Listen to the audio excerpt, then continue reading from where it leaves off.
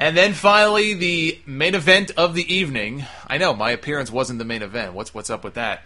Main event of the evening was Dixie Carter. Now, Dixie Carter was so concerned about getting put through a table, and certainly had plenty of warning from Bully Ray all night long, basically looking at her and going, "Yo, bitch, I'm putting you through a table."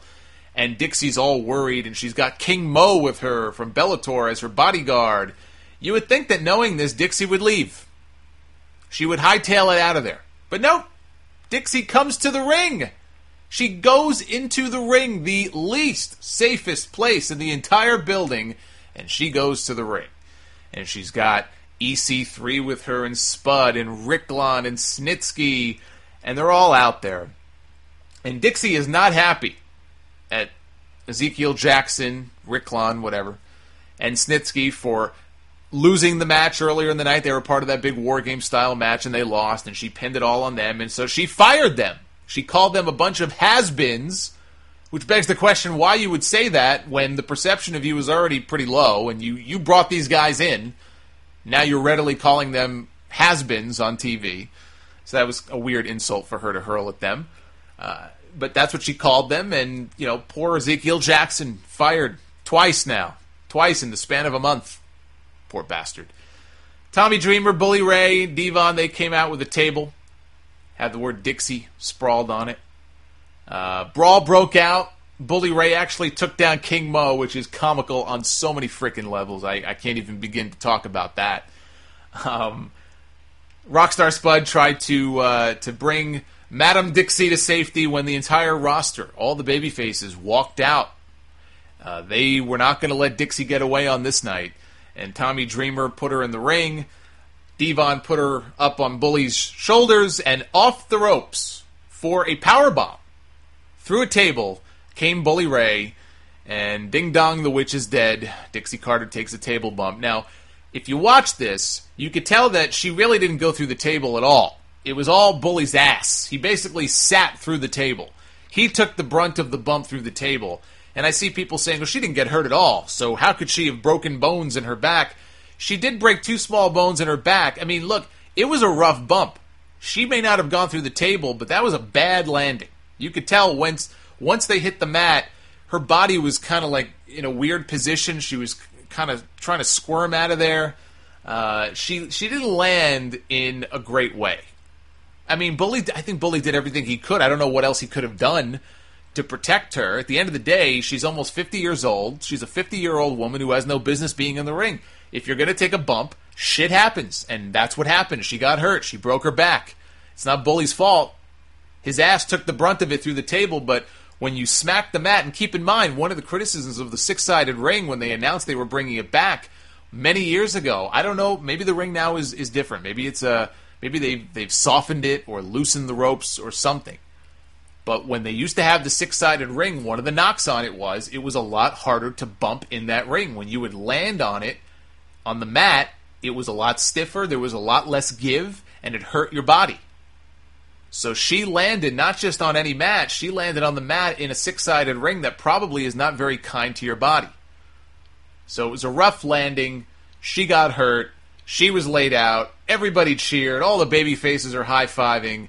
I high-fived myself just because that needs to be it for Dixie Carter. The character is dead. She is written off. If TNA survives and they renew their TV deal and they move on, I don't care for how many more months or how many more years they survive and they live on, and I hope they do, she does not need to be on that television show ever again. It was the perfect blow-off. She went through the table. She broke her back. Goodbye. Adios. The end of Delusional Dixie here on this show. I can't hate on this show for that reason alone. They blew off the Dixie Carter character. Let's hope for TNA it's not the blow-off of TNA as a company, which was a thought that was going through, I think, a lot of people's minds as they were watching this show on Thursday. It could be more than just a blow-off for the character. It could end up being a lot bigger than that, depending on how things end up.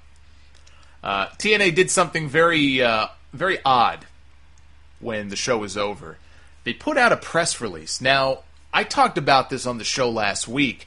There's a lot of controversy in the media about the whole Ray Rice situation. He's the NFL player who was caught many months ago on surveillance video coming out of an elevator, dragging his unconscious wife or girlfriend, whatever she was at the time, out of the elevator because he knocked her the fuck out, is what he did.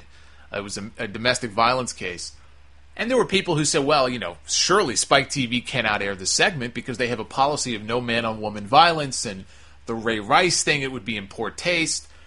There was never any doubt in my mind the segment was airing, and it had to air because it was the blow-off to something you've been building for 4 months.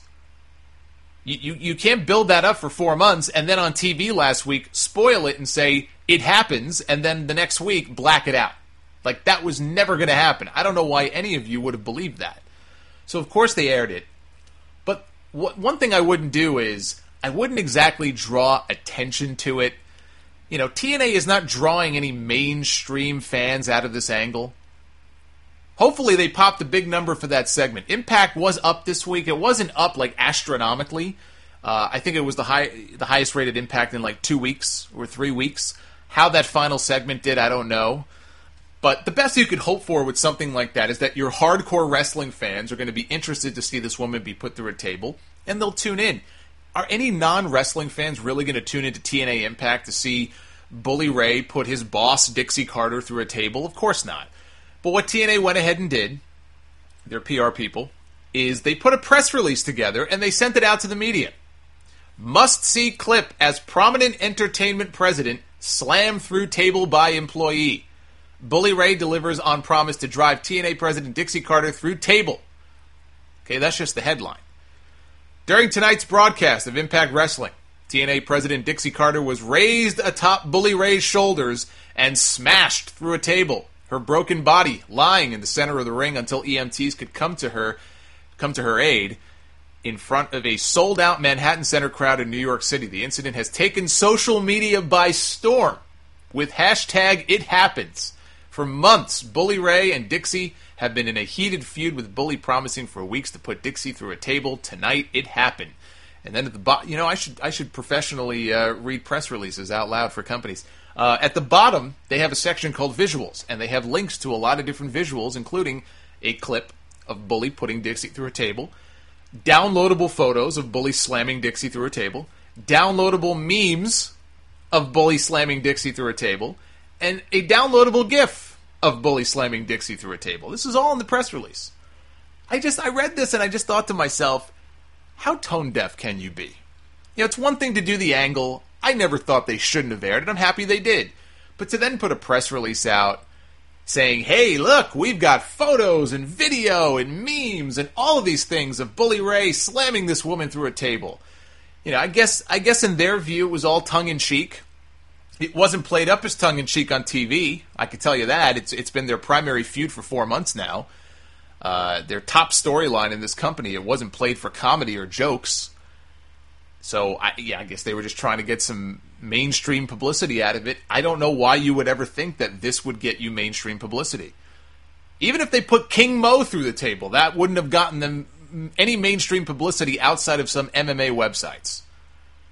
So to put a press release together that's headline basically says, hey, take a look at us. We had a guy on the show put a woman through a table. Look at us.